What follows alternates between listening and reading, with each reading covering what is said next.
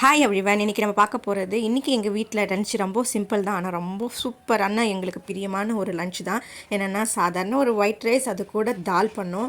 இந்த தாலில் பச்சை மிளகா, கருவேப்பிலை இதெல்லாம் கொஞ்சம் அதிகமாகவே இருக்கும். கொஞ்சம் நெய் விட்டு நிறைய தால் போட்டு சாப்பிட்டிங்கன்னா சூப்பராக இருக்கும். அதாவது நான்வெஜ்ஜே இல்லைனாலும் இந்த ஒன்று செய்து கொடுத்தா போதும், நாங்கள் எல்லாருமே பிரியப்பட்டு சாப்பாடே பத்தாது அந்தளவுக்கு திரும்ப சமைக்கிற அளவுக்கு இருக்குன்னா பார்த்துக்கோங்க. இந்த தால் ரைஸ் அவ்வளோ சூப்பராக இருக்கும். இது கூட கொஞ்சமாக இந்த முட்டை வேக வச்சது சாப்பிட்டு பார்த்தீங்கன்னா இந்த பச்சை மிளகா, கருவேப்பிலை, முட்டை, தால் எல்லாத்தையும் சேர்த்து பிசைஞ்சு சாப்பிடும்போது அவ்வளோ ஃபென்டாஸ்டிக்காக இருக்கும். ஆக்சுவலாக எங்கள் அப்பாவுக்கு இந்த தாலில் இந்த முட்டை பிசைஞ்சு சாப்பிட்றது, அதோட இந்த ரசம் சாதம் இருக்குது இல்லையா, அதில் இந்த மாதிரி முட்டை சேர்த்து சாப்பிடும்பொழுது சூப்பராக இருக்கும் அப்படின்னு சொல்லி கொடுத்தாங்க சின்ன வயசில்.